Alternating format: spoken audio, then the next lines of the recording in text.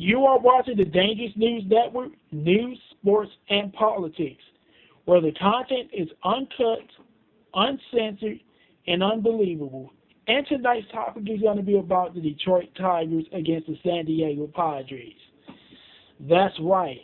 They played last night at 10:30, and they got smoked by the San Diego Padres, who weren't really that powerful. And this is the most notorious pitcher's park in the entire league.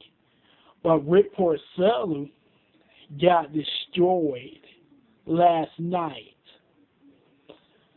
5 earned runs in just 4 or 5 innings.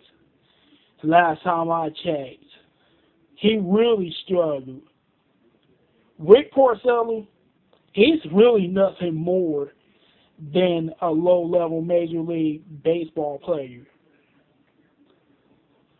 I would have traded Rick Porcello in 2011 when he still had a little bit of value. I think we could have sold his ass to the Mets in 2011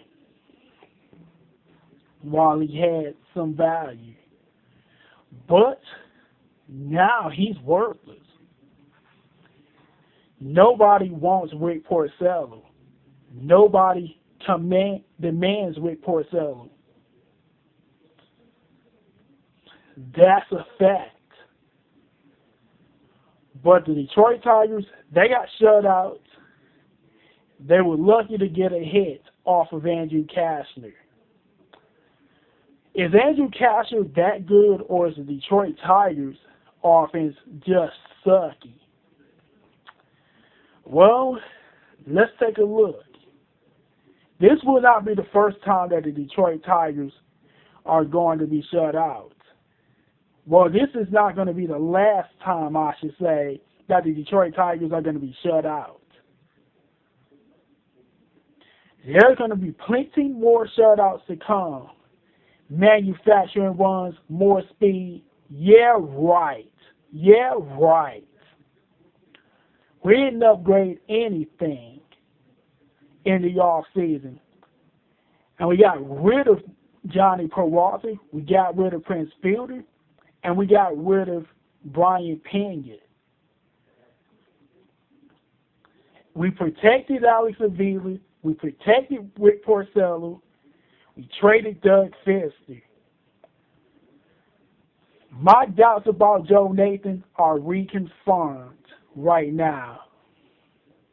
He blew 2 saves and 3 tries.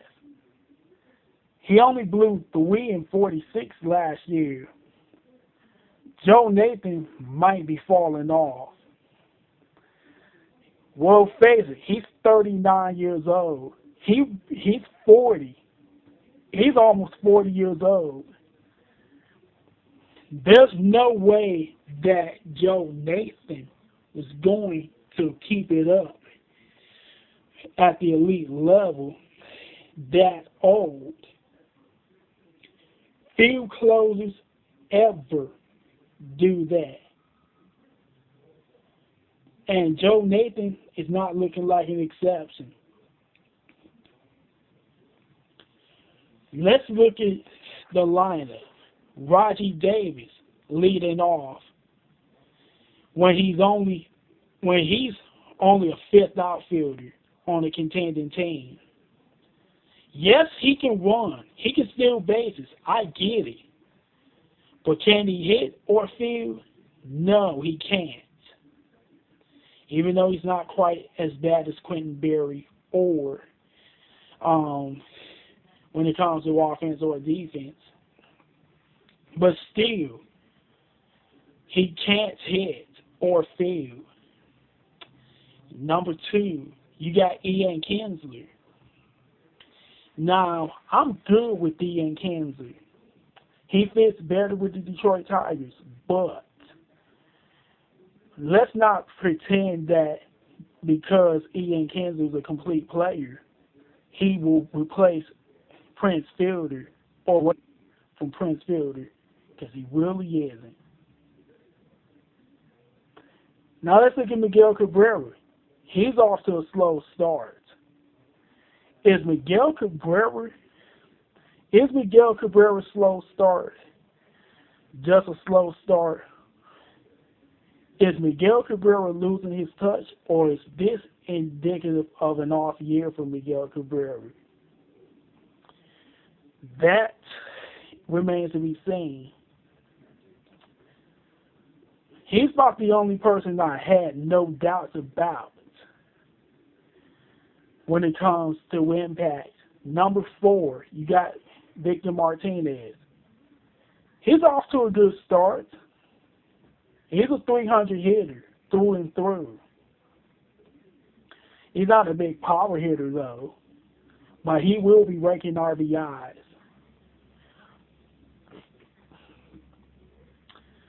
Then you have Austin Jackson protecting protecting Victor Martinez.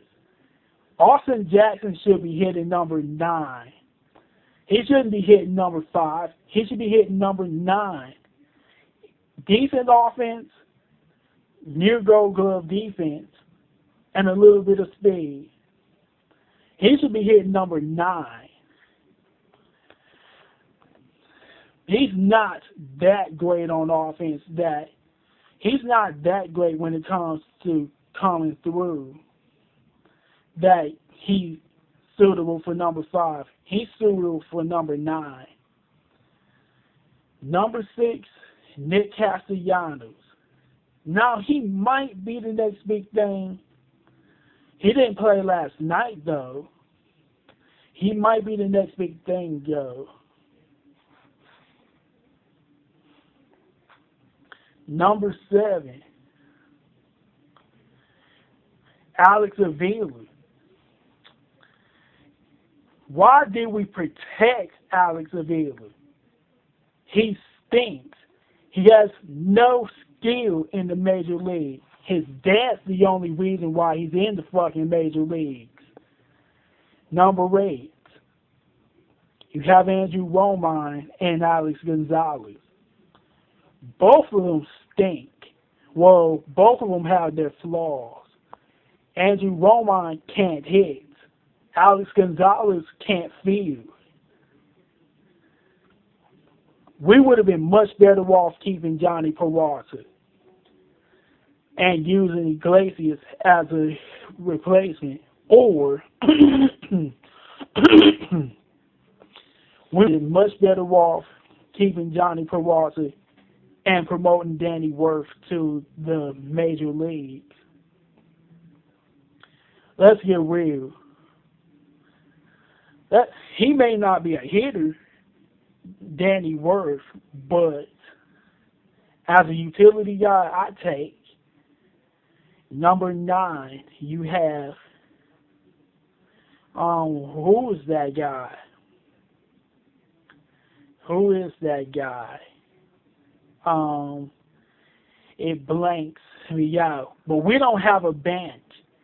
We have no bench. We have no offense. Well, not much anyways. Our pitching got weaker. Our bullpen is even worse than last year. Now, Joaquin Benoit is not clutch, but he's not worse than Jabba Chamberlain. We needed to go after John Axford. We needed to go after Francisco Rodriguez. I would have gone after both of them instead of that Jabba joke. And I would have kicked Phil Coke's ass out. Kick his ass out. He ain't done shit. See, he ain't done shit ever since he was a Detroit Tiger and we traded him with Scherzer. Acquired him in the Scherzer deal for Curtis Granderson. Ever since we acquired him, Scherzer and Coke, Scherzer, him, and Austin Jackson, he ain't done shit. And Drew Smiley, I would have kept Drew Smiley in the bullpen for another season. Go after Matt Garza. Non-tender Rick Porcello. That's about the only changes that was needed in the starting rotation. To be honest, John Axford, Francisco Rodriguez, your setup man and closer combo wouldn't have cost more than Jabba Chamberlain filled the joke Coke. What was Dave Dombrowski's problem? He was smoking something. He was smoking something when he thought Jabba Chamberlain was anything to write home about. There's a reason why the New York Yankees got rid of his ass.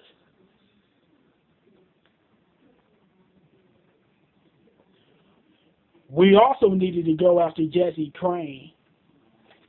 I would have gone after Jesse Crain for the 7th inning. I would have kept Drew Smiley as the chief lefty. Javier Lopez, J.P. Howell, and let's see, who was Matt Thornton? Matt Thornton as the other lefty or lefties. Al Albuquerque mopping up, and Evan Reed as your long man. That's how I would have done it. That's how I would have done it. Bruce Rondon would have had to prove. How was Dave Dombrowski any too surprised that Bruce Rondon's injury was going to recur? That Bruce Rondon's injury recurred. I don't get it. He shouldn't have been any too surprised. The fact that Dave Dombrowski was any too surprised about Bruce Rondon's recurring injury just shows he doesn't have a clue. Even a dumb general manager wouldn't have been too surprised about Bruce Rondon's durability issues. Even a dumb general manager would have known that the bullpen wasn't good enough last year. Even a dumb general manager would have known not to sign Jabba Chamberlain.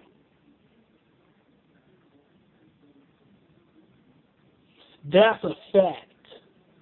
Wholesale changes needs to be made if the Detroit Tigers want to be above 4th place this year. The Detroit Tigers are nothing more than a 500 team as constructed. I see the 3rd place. I see the White Sox and the Indians passing Detroit this year. The Detroit Tigers are nothing more than a 500 team unless wholesale changes are made. That is getting Porcello the fuck out of here. Well, that is overhauling that bullpen, getting us some power in left field, getting us a hitting and fielding shortstop, getting us a catcher with skills. I called upon A.J. Przinsky. I called for A.J. Przinsky. And I was right. Nobody thought highly of Alex Avila last year. That should tell Dave Dombrowski something, but it didn't. The faith that he had in Alex Avila was unfounded, as was his faith with Rick Porcello. But last night, the Detroit Tigers, they got destroyed by the San Diego Padres. They damn near got no-hitted by San Diego, which did get a little bit stronger. I don't think they were all that great. Detroit Tigers, they're just no more than a 500 team. And that's all I got to say about this last night's game and what I think about what the Detroit Tigers need going forward. And this is Daniel McFarland of the Dangerous News Network. Hit me up and subscribe to my YouTube channel. I approve this message.